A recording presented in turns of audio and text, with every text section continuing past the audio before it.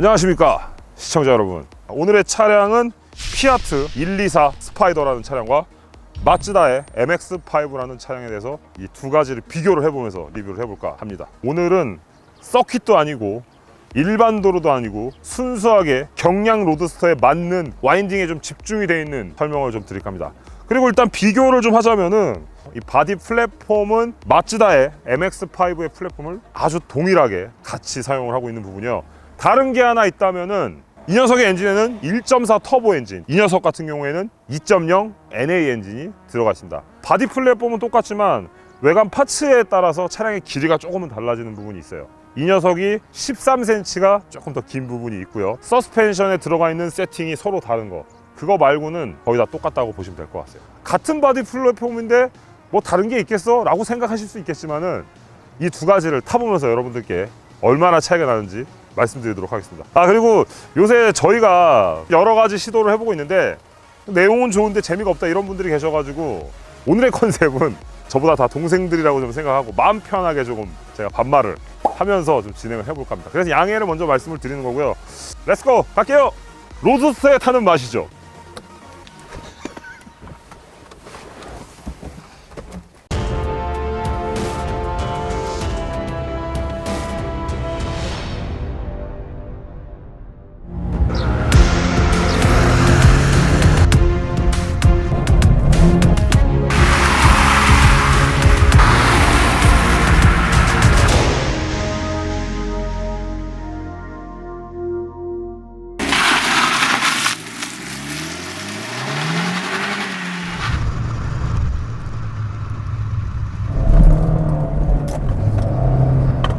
야, 124 스파이더. 아니 이게 재밌는 게 차가 뭔가 빠르거나 이러지는 않아. 근데 움직임, 차는 네 바퀴를 타고 있는데 오토바이 타고 다니는 것 같아. 오토바이, 바이크? 그런 걸 타는 느낌이야 진짜. 뒤에가 이렇게 되거든. 지금 비 와서 장난 아니야. 지금 더 심하게 나르는데 이거를 이렇게 잡을 수 있다는 거지. 장점은 프론트 미드십 방식이어서 앞쪽으로 들어오는 게 코너링 회도성이 엄청나게 좋아. 그리고 버티는 것도 상당히 좋고 1.4 엔진, 1.4 엔진이다 보니까 차가 너무 가벼운 거지. 오토바이 엔진 같은 걸 하나 달고 달리는 느낌? 근데 그걸 프론트 미드십으로 엄청나게 안으로 당겨온 상황인 거야.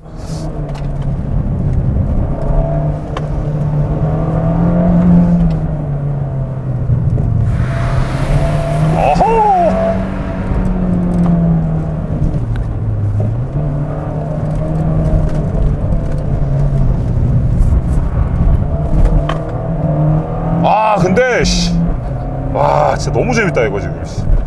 이 빗길인데 속도가 얼마나 안 나는데 차를 컨트롤하는 게 너무 재밌어 지금. 수동에다가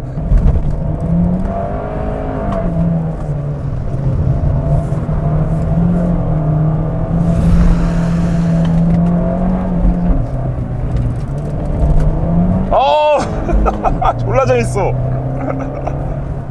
와, 앞대가리 들어가는 거 봐. 이거 앞머리. 하지만 1.4 엔진이라 이 기어비와 터빈의 움직이는 터지는 힘이 조금은 아쉬워. 그러니까 이게 애매한 게 뭐냐면 1.4 터보인데 3단으로 가면 힘이 없고 2단으로 가면 힘이 넘치고 뭐 이런 상황이야. 그래서 밸런스 너무 좋고 막 진짜 재밌거든. 차 타고 막 돌고 막 하는 거를.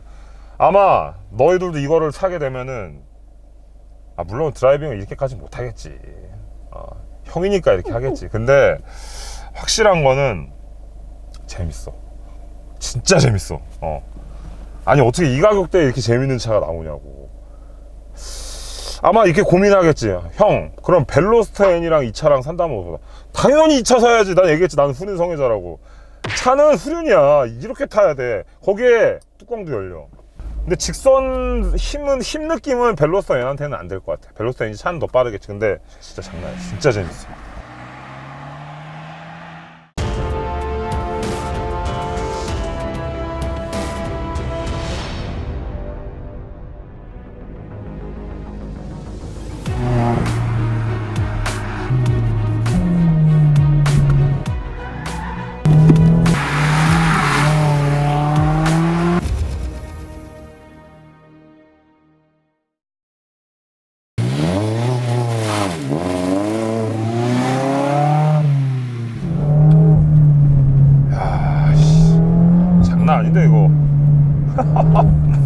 지금 MX5 타는데 와 완전히 다른 차네. 같은 바디 플랫폼을 쓴다고는 하지만 차이가 좀 이렇게 많이 날 줄은 몰랐는데 와 진짜 죽인다 진짜. 파워트레인으로 악셀레이터 딱 올렸을 때 다른 첫 번째가 하나가 있어. 그게 뭐냐면 LSD가 들어가 있다는 거지.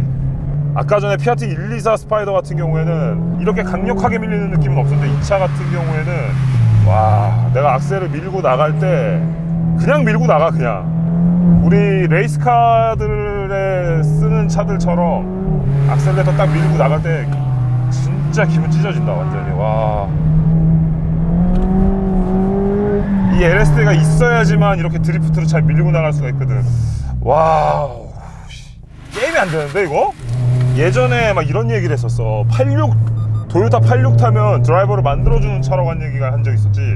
근데 다 좋았었어. 도요타 86도 상당히 좋은데 이 차는 그러니까 드라이빙 훈련뿐만이 아니라 거기에 이 뚜따를 딱 열고 내가 가끔은 여유를 또 즐길 수 있는 그게 된다는 거지. 와 진짜 너무 차이가 많이 난다 이거.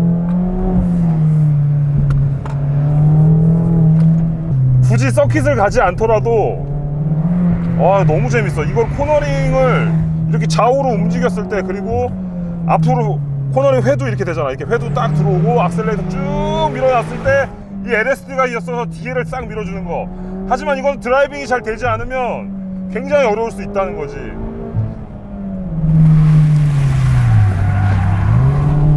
이렇게 LSD가 있기 때문에 잡힌다는 거야. 악셀레이터를 밀었을 때. 그리고 LSD가 굉장히 똑똑해. 이거 무조건 사야 돼. 이거 여러분 대박입니다 진짜. 와 나도 한 대 사야 될 것 같아 이거는. 왜 그런 게 좀 애매하거든. 예를 들어 박스터 같은 경우에 물론 차 좋지. 엄청 좋은데 차량 가격 비싸고 뭔가 부담스럽고. 그런데 얘는 운전 재미, 그 다음에 내가 뚜껑을 열었을 때 감성. 나 SLK 뚜껑 안 열고 차라리 이거 뚜껑 열고 그냥 이렇게 재밌게 타고 싶은 거지. 이 차는 나한테 운전 재미와 감성을 한꺼번에 다 주고 있다는 거야.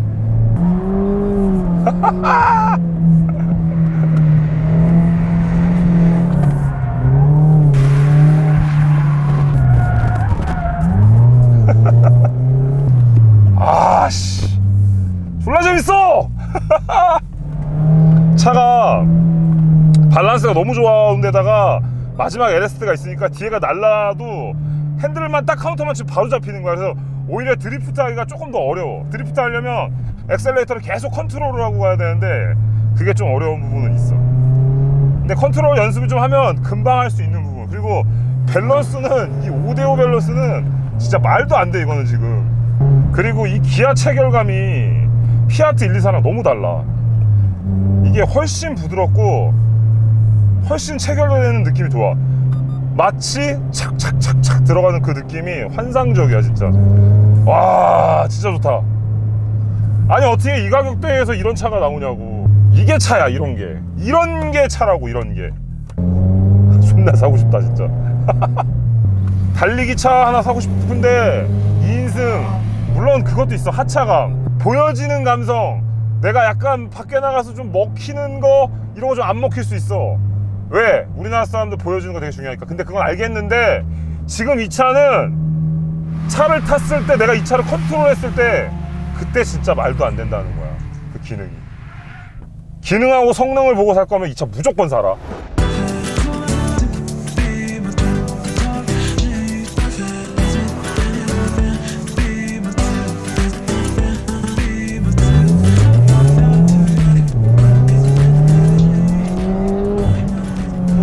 많이 아시죠? 제 키가 183이고 좀 체격이 많이 큰 편인데 시트 포지션은 사실 나쁘지는 않아요.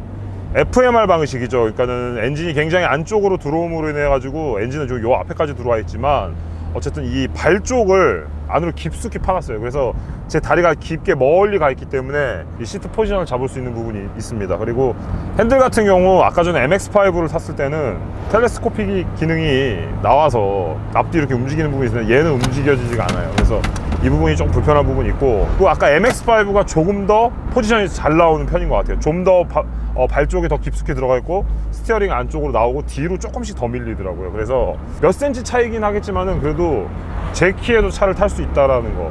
그리고 루프도 지금 보시면은 뒷머리는 조금 날리기는 하는데 위에는 지금 머리가 이렇게 날리거나 그러지는 않고 있어요. 자, 이제 뚜껑을 좀 닫고 가보겠습니다.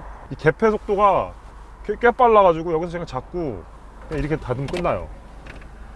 자, 여기서 끝났습니다. 수동이긴 하지만 시간적으로 굉장히 빠르기 때문에 불편한 건 사실 잘 모르겠어요. 실내 쪽으로 보면 아까 MX5에 비해 이 녀석이 조금 더 단촐해요. 그리고 뭐 별거 달린 건 없어요. 송풍구가 굉장히 작고 몇 개 안 달리는데, 하지만 MX5에 비해 좀 더 세련된 디자인을 하려고 하는 노력은 보이기는 해요. 방지턱 넘어갈 때, 네, MX5는 차량이 약간 출렁출렁한 느낌을 좀 가지고 있는 상태에서 쫀득했고, 얘는 좀 더 단단하면서 쫀득한 느낌이 나요. 그래서 서스펜션에 이런 댐퍼 압력이라든지 스프링을 맞춘 게 서로 다르다는 게 확연히 느껴지는 부분도 있고요. 그리고 기아 체결감이, 이 엔진 같은 경우에 피아트에서 만든 1.4 엔진인데 둘의 궁합이 썩 아주 완벽하게 조화롭지는 않은 것 같아요. 그래서 미션은 같은 미션을 사용하지만 이 미션에 물리는 체결감 자체도 좀 달라요. 얘는 체결감이 약간 국산차에서 느꼈었던 그런 체결감의 느낌이 나고, MX5는 일본 정통 스포츠카를 탄 체결감 같은 거 착착착 들어가는 거. 예전에 SE1000을 제가 수동을 탔었는데 그 녀석하고도 약간 비슷한 느낌이 있었던 것 같아요. 그래서 이 녀석은 좀 더 클래식한 느낌이고, MX5는 뭔가 좀 더 정통 스포츠카 뭐 이런 느낌이 좀 더 강하게 드는 것 같아요. 근데 여러분도 아시다시피 차량 가격 자체가 아주 싼 거는 아니잖아요, 사실. 해외에서의 우리나라 환율로만 그냥 정확하게 금액을 맞추면은 둘이는 MX5랑 이 녀석은 똑같아요. 가격이 3,500만 원 정도의 금액인데, 국내에 들어오면서 뭐 이것저것 하다 보니 신차 가격이 만약에 직수를 한다면은 4,200만 원에서 한 4,500만 원 정도에 하는 금액이란 말이죠. 근데 과연 이제 이게 4,200만 원, 4,500만 원짜리 값어치를 할 것이냐라고 이제 생각이 들 텐데, 글쎄요. 제가 아까 전에도 말씀드렸죠. 이 로망이 있었다 그랬잖아요. 이 수동의 경량 로드스터. 사실 그거에 가장 좋았던 게, 예전으로 따지면 옛날로 돌아가면 엘란이라는 차가 있었는데 그 녀석은 전륜이었단 말이에요. 이 녀석은 후륜입니다, 여러분. 이 경량 로드스터, 후륜 모델. 그리고 밸런스도 기가 막힙니다. 그리고 가장 재밌는 게 이 로드스터에서의 저는 이 수동맛. 이렇게요. 다운을 칠 때. 느낌 너무 좋아요, 진짜. 정말 재밌어요. 그러니까 이건 것 같아요. 남자들의 장난감, 남자들의 감성을 자극할 수 있는, 내가 덤벼볼 수 있는 가격대 이런 경량 로드스터. 이 가벼운 것만이 가질 수 있는 제가 받을 수 있는 이 느낌들. 정말 좋은데요. 근데 좀 많이 아쉬운 부분이 하나 있는 거를, 너무 여러분들께 오늘 제가 좋다만 얘기하니까는, 바디 앤 셰시가 포르쉐 박스터에 비한다면은 강성 차이가 너무 많이 나는 건 사실이에요. 네. 차가 다 부서질 것 같아요.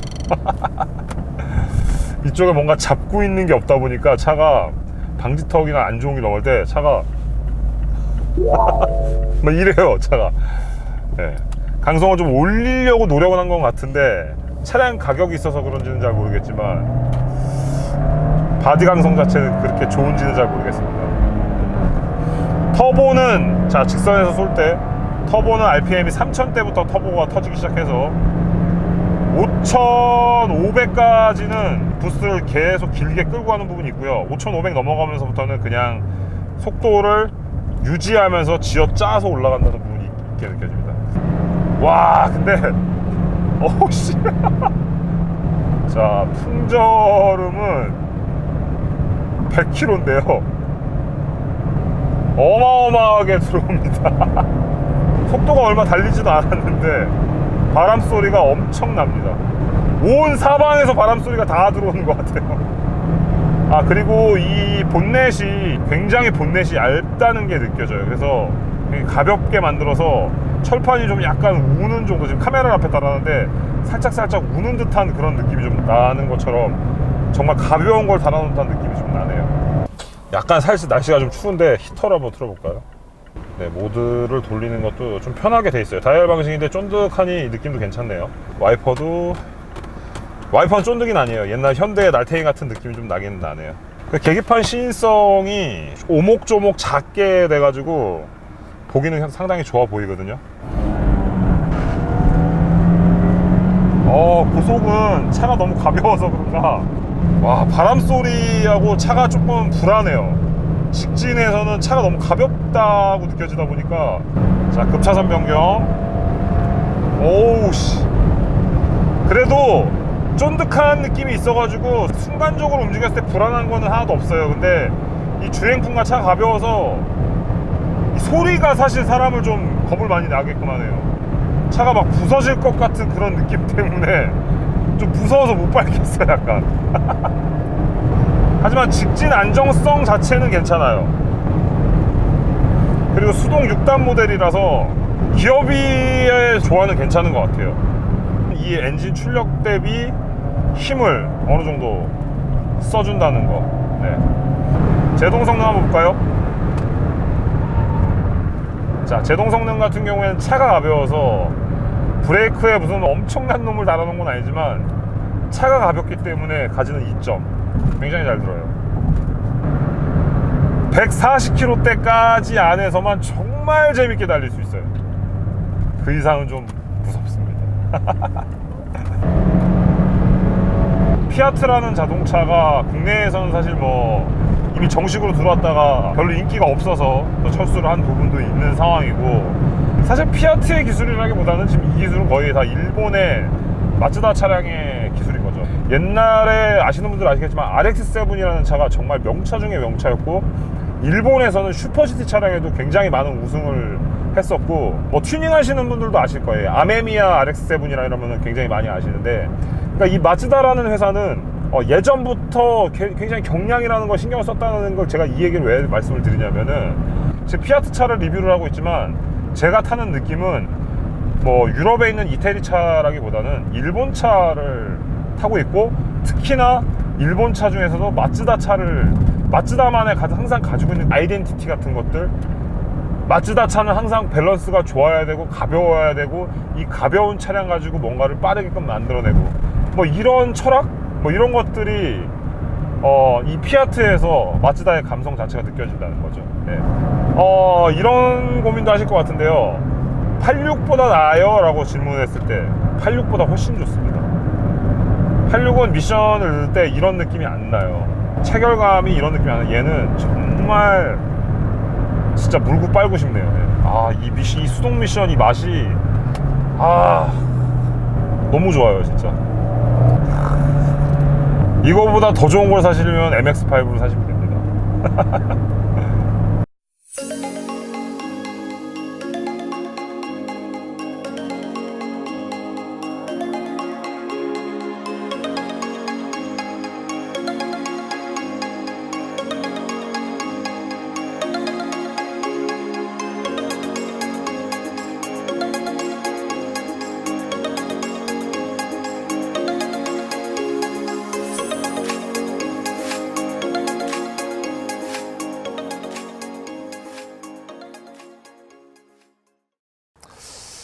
물론 이 녀석이 포르쉐 박스터나 G4나 SLK 정도의 출력을 가진 건 아니지만, 이 MX-5라는 이 차량이 사실은 그 녀석들의 전신이에요. 그러니까 경량 로드스터의 시초인 거거든요, 이게.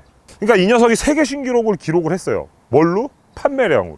일본 마츠다에서 이 녀석 MX-5를 차를 만들어냈을 때 이 녀석의 차량 가격이 당시에도 저렴했고, 누구나 좀 접근할 수 있는 정도의 금액이었던 거예요. 2~3천만 원대였거든요, 그때 당시에는. 물론 지금의 차량은 국내에 지금 2대 다 정식은 없어요. 2대 다 직수 차량이에요. 물론 피아트 같은 경우는 우리나라에 들어왔었지만 이미 빠져있는 상황이고요. 결국은 이 2대를 차를 사시고 싶으시면 결국은 직수밖에 답이 없는데, 지금 차량 가액이 이 녀석은 국내에서 직수로 땡땡 마이카에서 4,200만 원 정도, 뭐 5년 할부, 10년 할부, 풀 할부까지도 차를 살 수 있는 상황이고, 이 녀석 같은 경우는 이 차주분께서 중고차로 구매를 하셨대요. 8,000km 탄 거, 1년 정도밖에 안 된 8,000km 탄 거를 3,800에 구입을 하셨다고 합니다. 근데 하지만 해외에서는 차량 가격이 동일한 가격이고 풀옵션으로 했을 때는 오히려 MX-5가 피아트보다 더 비쌉니다. 일단은 엔진의 필링부터 느낌이 굉장히 달랐어요. 이 녀석은 터보차, 이 녀석은 NA차. 글쎄요, 이 피아트에서 만들어진 녀석이 뭐 정확하게 막 되게 막 잘 만들어져 있고 막 이런 느낌은 아니었거든요. 그래서 궁합이 잘 맞지가 않았어요. 그러면서 이 미션의 체결감까지 이 파워트레인 쪽에 오는 것들이 썩 좋지가 않았어요. 얘는 와인딩이나 이런 쏘는 느낌 때 무슨 느낌이 들었냐면 약간 경차를 가지고 제가 차를 달리는 느낌이었다면, 이 녀석은 2000cc 힘이 좋은 토크까지 있는 그런 느낌을 받았던 게 사실입니다. 물론 이 녀석 같은 경우에는 뭐 이 차량을 순정으로 구하기가 저희가 워낙 어려웠어요. 그래서 완전 순정해서 엔드머플러만 돼 있는 차를 제가 어쩔 수 없이 구입을 해온 부분이 있었는데, 사실 그 엔드머플러 가지고 출력이 뭐 그렇게 바뀌거나 하진 않거든요. 어쨌든 엔진에서의 오는 이 필링에서도 이 1.4 터보보다 2.0 NA차가 훨씬 좋았어요. 그리고 마츠다에서 만들었기 때문에 이 녀석의 궁합이 정말 기가 막혔거든요. 그래서 저는 이 녀석의 파워트레인 부분에서도 완승을 주고 싶고요. 서스펜션의 움직임만 느낌만 봤을 때는 약간 하드한 게 이 녀석이 더 하드했어요. 그리고 이 녀석은 약간 말캉말캉한 느낌을 받았고요.